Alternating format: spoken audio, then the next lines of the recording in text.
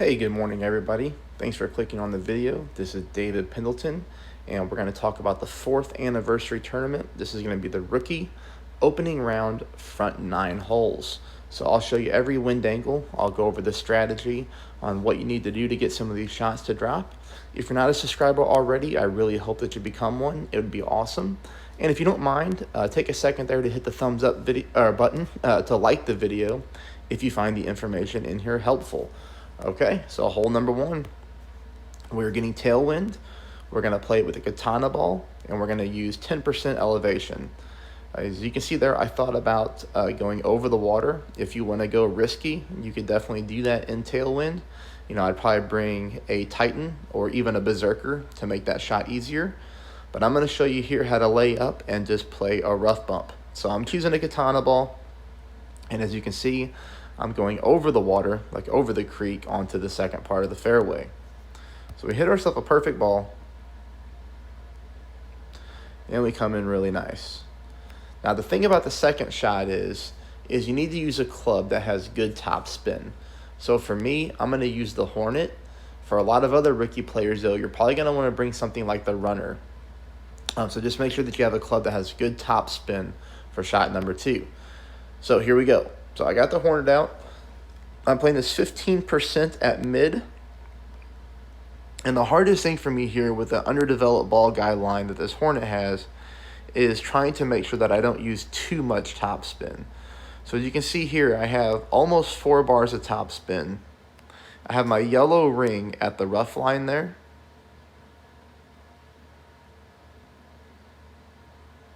So 4.2 bars of top.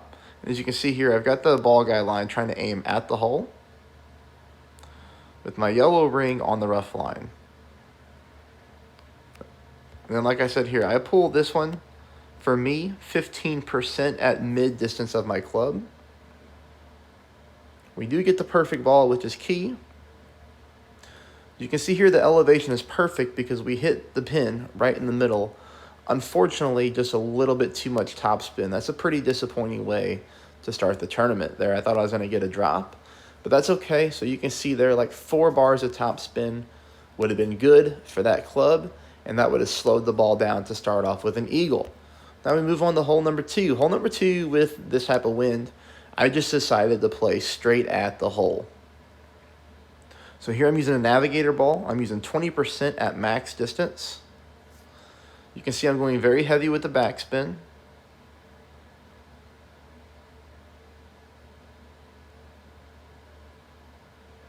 So here we have 6 bars of backspin, ball guide line going to the hole, dead center. Again, this is 20% pull at max. We do get the perfect ball. But as you can see here, unfortunately, we missed this one by about 3/4 of a green square. So what we need to do here is I would keep the backspin. The backspin's pretty good because you can see the ball slows down. It comes at the hole there good. I would add left spin to this shot. So with the navigator, you know, I would probably try to play this with like half of a bar to 0.75 bars of left side spin, and then aim at the same area and pull 20% at max and see what happens. All right, that's going to bring us into hole number 3. Hole number 3 is played 10% elevation. Even though I'm backing my target up, I still pull this at max distance of my driver. Now you're going to see here just a few bars of top spin combined with 2 bars of side spin to the left is going to be plenty. In this situation here, I only used a little bit more than 1 bar of 1 bar top spin and 2 bars of side spin to the left. Half a ball of curl to the left gets us nicely onto the fairway. That's really all that we're looking for. This is going to bring us in here to shot number 2. Shot number 2 is played 10% at max with your big dog. Now you want to keep in mind that the ball guideline on a big dog is not good. You can see here that I have 2 bars of top spin, 2 bars of side spin to the left, and I'm pushing my target into max to make sure that I can get from fairway to fairway and roll onto the green, which means here I'm going to have to use overpower. So you just have to be really careful that you don't go more than a couple bars of topspin with your big dog, because once you combine that with overpower, you do not want this ball to take off on you and go flying into the rough or into the sand.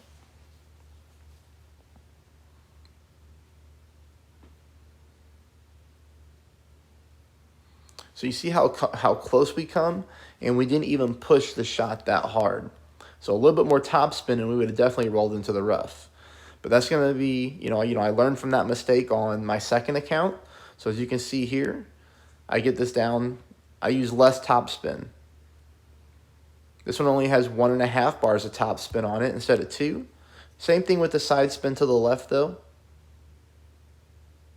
A little bit of overpower, again, combined with a little bit of left curl. But you're going to see here the less topspin made this ball come in a lot nicer. We still went from fairway to fairway, no problem. But instead of rolling through the green and past the green, we stop on the green this time. So that's a little bit of a better way to play it. So take us into hole number 4. Hole number 4, we're getting almost direct tailwind. So on this weird hole, I'm going to go pretty heavy on the backspin. 5 bars of backspin combined with 1 bar of side spin to the left. Now I want you to notice my aim point here is I'm aiming, you can see it here good, on the left-hand side of the cup. So I'm still aiming at the cup. Now the reason that I did this is because on my other account, I burnt the right edge of the cup.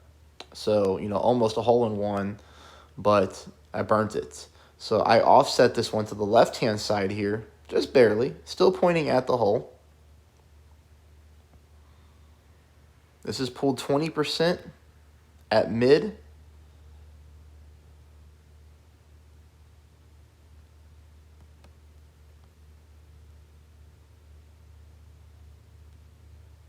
And you'll see here, the speed is good. As far as the ball slows down, it goes towards the hole.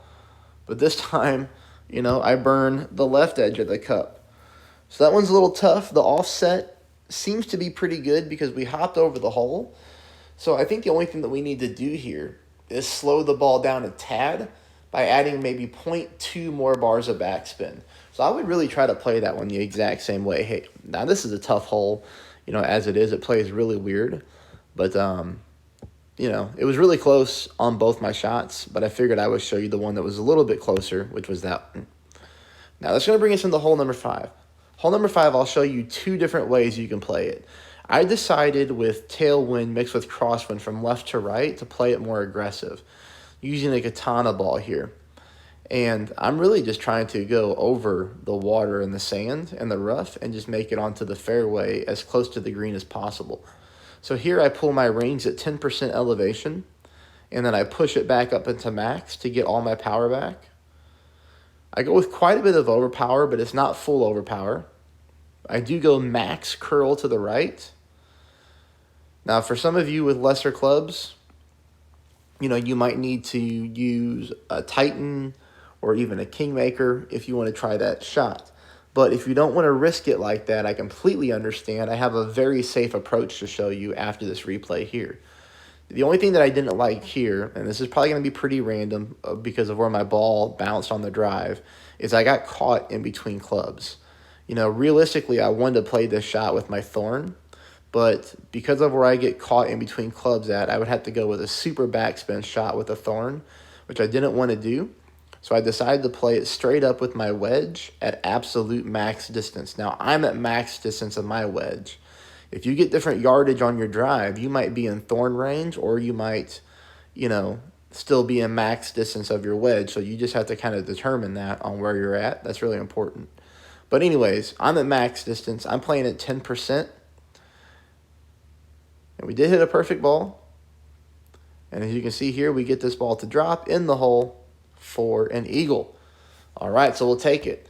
Now, if you don't want to go that route, I completely understand. You can lay up right here on this part of the fairway. So you can lay up on the right-hand side. I just showed you the left-hand side. Same thing, 10% on both shots. And here's shot number 2.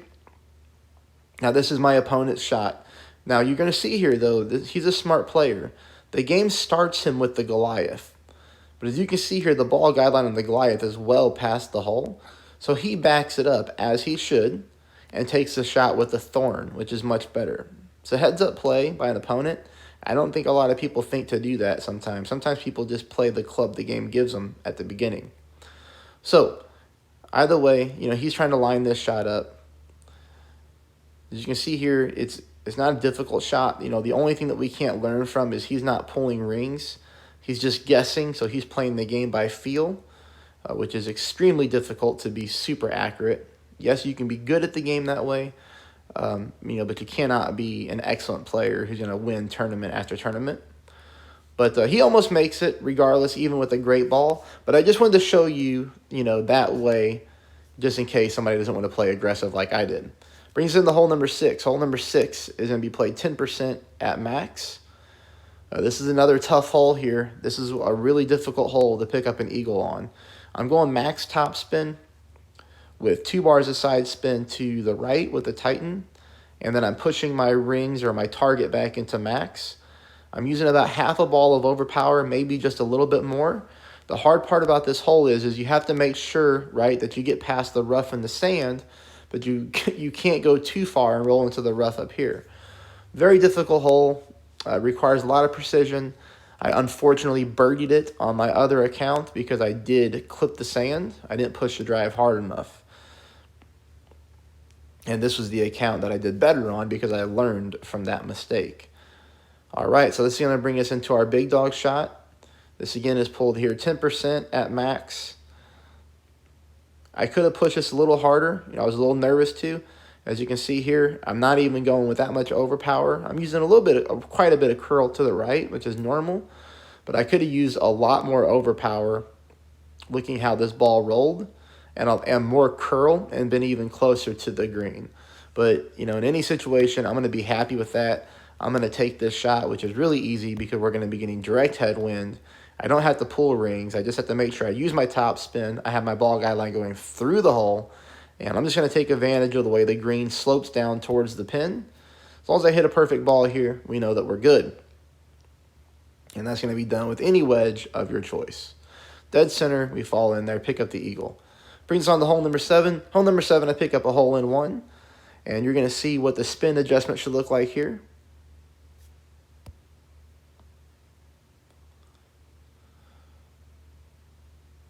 So there's your spin. We're going to go about 1.5 back with half a bar to the left, okay? And we're going to play this shot at 0%, no elevation at mid-distance. So for me, 3.5 mile per hour was 3.1 rings.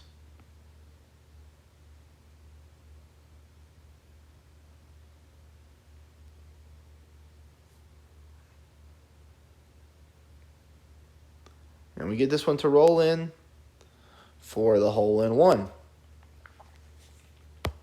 Now that brings us on to hole number 8. Hole number 8 we're super close on as well. I'm going to use a navigator. You're going to notice here that I am not going full top spin on this shot. So the thing to note is I'm not going full top spin, and you see how my driver is at +7? You're going to see here I'm going to back this all the way up until it goes from +0. And then I put my orange ring on the rough.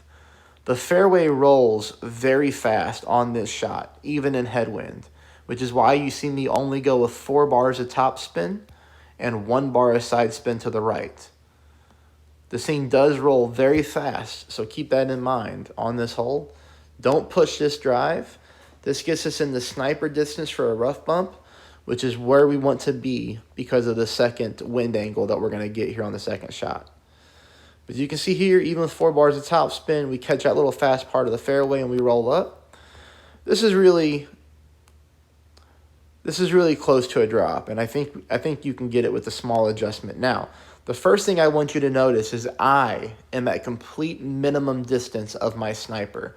Depending on how far your drive goes, if you go farther than I do, which you might only get like 1.9 mile per hour wind, so your ball is less affected by the wind. You might be at medium distance of your sniper, okay? Or you might just understand that just because I'm playing this at minimum distance does not mean that you will be. So I want everybody, no matter what, to play it at mid distance. because of the tailwind that we're getting on the second shot. I always add a little bit more club whenever I'm getting headwind on a rough bump. But you're going to see here the spin adjustment is really good for the backspin. 2 bars of backspin, no side spin on this shot. I do want you to add side spin, and you're going to see why. Notice how I have my yellow ring entirely in the rough and about half of my orange ring on the rough and on the fairway. That's because I'm getting headwind. I just want to make sure that I leave myself room for air here. Very important on rough bumps like this.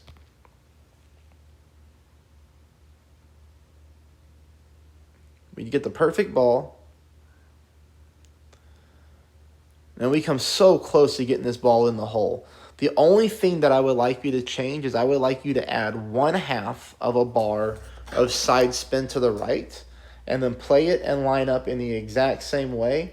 And that should get us, closer to dropping that shot. But I do think we have a really great opportunity to pick up an eagle there on a hole that a lot of people won't get an eagle on. That's going to bring us into the last hole. We're going to play this the same way as we did in the qualifying round. Full top, full left, rough bump with the quarterback. And then, you're going to bring either a sniper 9 or 10. You're going to bring your horizon like I did. You're just going to bring a club that has good power and good top spin. But the thing about the second shot is you don't want to use too much top spin, and I'll show you what I mean here. So that's shot number 1 there. This is going to bring us into shot number 2.